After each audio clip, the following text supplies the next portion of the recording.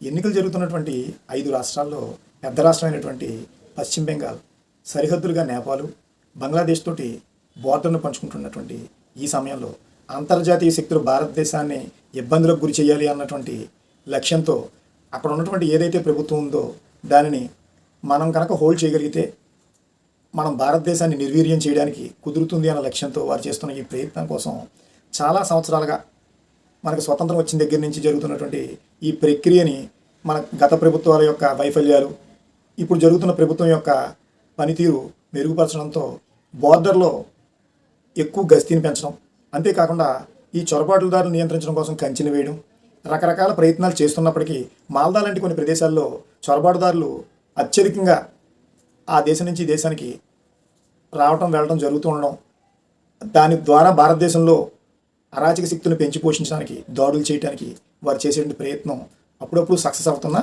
వాటిని నిరోధించేది ఎక్కువగా ఉంది. కాబట్టి ఇది ఈ పశ్చిమ బెంగాల్ రాష్ట్రం యొక్క ఎన్నికలు, దాని ప్రభుత్వం పనితీరు మన భారతదేశం యొక్క ఉనికికి చాలా అవసరం అని తెలుసుకుని దాన్ని ఎట్లాగైనా నిరోధించాలి అని మన ప్రభుత్వాలు చేస్తున్న పనితీరు బేషుగ్గానే ఉంది. కేంద్ర ఎన్నికల సంఘం 2026 స్పెషల్ ఇంటెన్సివ్ రివిజన్ ఎస్ఐఆర్ను ప్రకటించి ఫిబ్రవరి నెలలో 27.16 లక్షల ఓట్లను పశ్చిమ బెంగాల్లో పనిచేయని ఓట్లుగా గుర్తించడం జరిగింది. మలి విడతలో ఏప్రిల్ నెలలో 63 లక్షల ఓట్లను గుర్తించి ఈ ఓట్లు పనిచేయని వాటిగా ప్రకటించడం జరిగింది. ఇలా మొత్తంగా 93 లక్షల ఓట్లను పనిచేయని ఓట్లుగా గుర్తించి ఎప్పుడైతే ఈ ఎస్ఐఆర్ను ప్రకటించిందో ఇది పశ్చిమ బెంగాల్ ప్రభుత్వానికి కంటగింపుగా తయారైంది. దాంతో మమత తన లక్ష్యాన్ని ఈ ఎస్ఐఆర్పై గురిపెట్టడంతో కార్యకర్తలను దానికోసమే ప్రోత్సహించి వారి యొక్క పార్టీ గూండాలతోటి ఎన్నికల ప్రక్రియ జరిగేటువంటి ఈ కార్యక్రమంలో ఉన్న ఎస్ఐఆర్ని వ్యతిరేకించడం, ధర్నాలు చేయటం, తద్వారా ప్రజల్లో తన ఉనికి కోసం తానే ధర్నాలు చేసుకోవడం తన గవర్నెన్స్ మీద జరుగుతూ వచ్చింది. ఇది ఎక్కువగా మనం గమనించగలిగితే ముర్షిదాబాద్, మాల్దా, దక్షిణ 24 పరిమాణ జిల్లాలు ఉన్నటువంటి ఈ జిల్లాల్లో ఇవి కూడా బంగ్లాదేశ్లో అనుకుని ఉన్నటువంటి ఈ జిల్లాల్లో ఎక్కువగా ఈ ఓట్ల తొలగింపు ప్రక్రియ జరగడంతో ఆమె యొక్క కోపం మరింత కట్టలు తెంచుకుంది. ఇది ఇలా ఉండగా కేంద్ర ఎన్నికల సంఘం పశ్చిమ బెంగాల్లో ఎన్నికల ప్రక్రియ కోసం షెడ్యూల్ని ప్రకటించింది. ఏప్రిల్ 23 మరియు ఏప్రిల్ 29లో ఎన్నికలు జరిగేటట్టుగా 2 విడతలుగా ఎన్నికలు జరిగేటట్టుగా కేంద్ర ఎన్నికల సంఘం సిఫార్సు చేయడం జరిగింది. దీంతో భయం మొదలైనటువంటి మమతా దీది తన కార్యకర్తలతో ఈ ఎస్ఐఆర్ జరుగుతున్నటువంటి ప్రక్రియలో ఎస్ఐఆర్లో ఉన్నటువంటి ఈఎస్ఆర్ఓలను ఒక 7 మందిని నిర్బంధించి తద్వారా ఈ ఎస్ఐఆర్ను అడ్డుకునే ప్రయత్నం చేయడంతో దీంట్లో సుప్రీంకోర్టు జోక్యం చేసుకుని ఈ జరుగుతున్న ప్రక్రియనంతా సుప్రీంకోర్టు తన ప్రత్యేకమైనటువంటి సభ్యులతో దీని మీద ఆడిట్ చేయాలని ఆమె పంపినటువంటి 9 మంది సభ్యుల్లో 7గురిని, అందులో 3 మహిళల్ని వీరి కార్యకర్తలు తమ చేతిలోకి తీసుకుని బందీలుగా తీసుకుని 9 గంటల పాటు నిర్బంధించడంతో సుప్రీంకోర్టు ఒక్కసారిగా వీరిపై ఇలాంటి క్రియ జరగడం న్యాయ వ్యవస్థకే చెడ్డపేరు అని కేంద్ర హోంశాఖకు సిఫార్సు చేస్తూ ప్రత్యేకమైన దళాలను పంపించి అక్కడ జరుగుతున్నటువంటి ఈ ఎన్నికల ప్రక్రియని జరిపించవలసిందిగా ఆదేశించడమైనది. గత ఎన్నికల్లో అంటే 2021 ఎన్నికల్లో మమతా దీది తను, తన కార్యకర్తలు, అధికార గణంతో చాలా జోష్గా కాలా హోబే అంటే కాలితో తంతాను బీజేపీని అనే నినాదంతో కార్యకర్తల్లో జోష్ను పెంచుతూ మా మాటి మనుష్, అంతేకాకుండా తాను విజయం సాధిస్తాను అన్న కాన్ఫిడెన్స్తో 2021 ఎన్నికల్ని మమతా దీది 215 స్థానాలు 48% ఓటు శాతంతో తాను గెలిచి అధికారాన్ని అప్రతిహతంగా కొనసాగించింది మమతా దీది.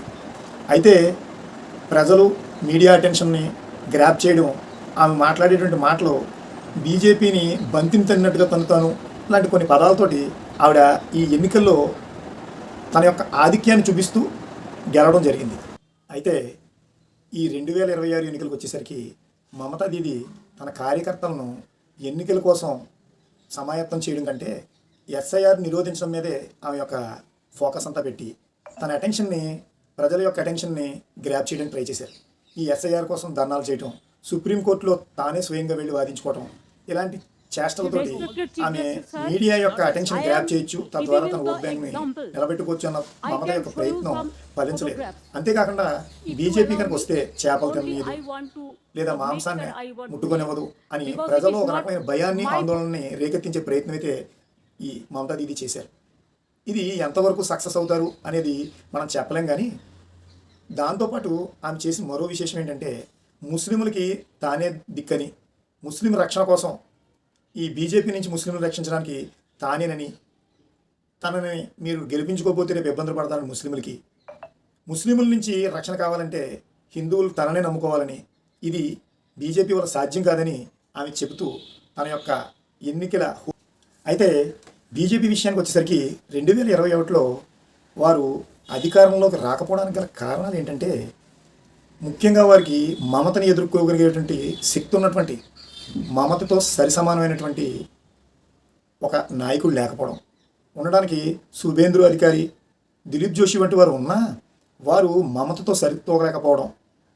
అంతేకాకుండా అప్పుడు మమత యొక్క 15 సంవత్సరాల పాలనా అనుభవం, దాంతోపాటు తనకున్నటువంటి అధికార గణం, కార్యకర్తల యొక్క సమూహం, అంతేకాకుండా ఆవిడకు ఉన్నటువంటి పోల్ మేనేజ్మెంట్ యొక్క తెలివితేటలు, ఈ అద్వితీయమైనటువంటి ఆవిడ యొక్క చొచ్చుకుపోయేతనం, అంటే ఎలా చెప్పాలంటే పూర్వకాలం ఉన్నటువంటి కమ్యూనిస్టు భావజాలం ఉన్నటువంటి నాయకుల్ని తన వైపు తిప్పుకోవడం ద్వారా పోల్ మేనేజ్మెంట్ అనేటువంటిది మమతకి చాలా నల్లేరు మీద నడక సాగిందని చెప్పాలి.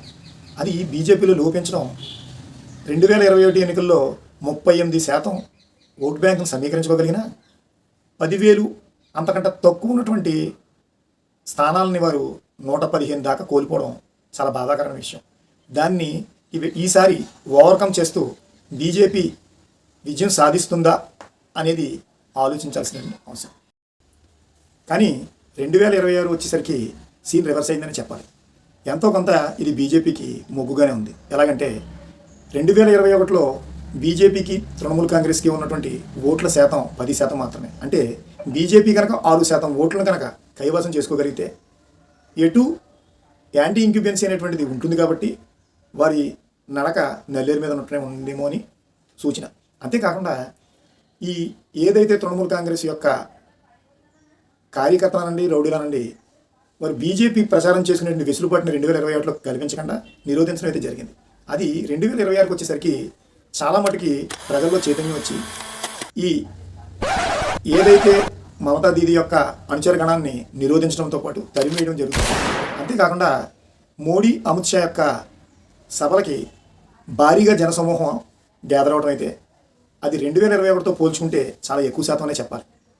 అంతేకాకుండా ఈ ఎస్ఐఆర్లో తీసివేయబడినటువంటి ఏదైతే 91 లక్షల ఓటు ఉందో దాంట్లో బీజేపీ ఓట్లు పోయి ఉండొచ్చు, తృణమూల్ కాంగ్రెస్ ఓట్లు పోయి ఉండొచ్చు.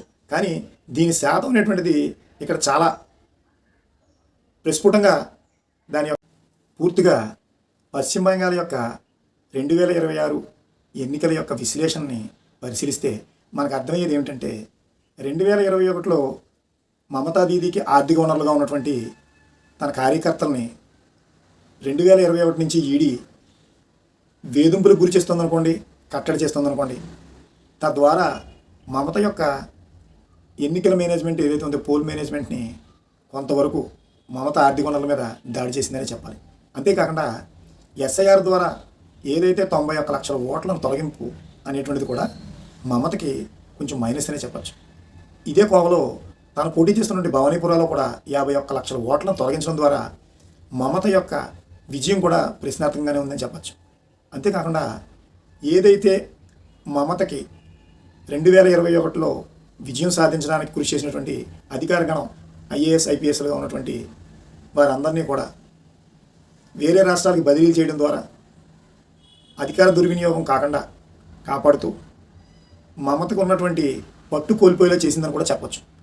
అంతేకాకుండా 2 లక్షల సుమారు పైచిలకు ఉన్నటువంటి ఈ కేంద్ర సాయుధ బలగాలు ఏవైతే ఉన్నాయో అవి ఈ ఎన్నికల్ని సజావుగా, నిర్భీతిగా నిర్భయంగా తమ ఓటు హక్కును వినియోగించుకునేలా చేస్తాయి అనడంలో ఎటువంటి సందేహం లేదు. ఇది కూడా మమతా దీదీకి ఒక విధంగా కష్టకాలమనే చెప్పొచ్చు. అంతేకాకుండా ఈసారి ఎన్నికలు గెటెడ్ కమ్యూనిటీస్ ఉన్నటువంటి ఏరియాల్లో వారి వద్దనే పోలింగ్ బూత్లు ఏర్పాటు చేయడం ద్వారా మమత యొక్క ఏదైతే దాడులు చేసేటువంటి కార్యకర్తలు ఉన్నారో వారి నుంచి, ఈ దాదాల నుంచి రక్షణగా ఈ ఎన్నికలు ప్రశాంతంగా జరగడానికి కేంద్ర సాయుధ బలగాలు కూడా సహకారం అందిస్తాయని ఆశిద్దాం. అంతేకాకుండా ఈ విజయం భారత యొక్క ఆత్మవిశ్వాసానికి, భారత ఆత్మకి ప్రేరణగా ఉండి దేశం యొక్క ఔన్నత్యం మరింత ఉత్కృష్టమవుతుందని ఆశిద్దాం.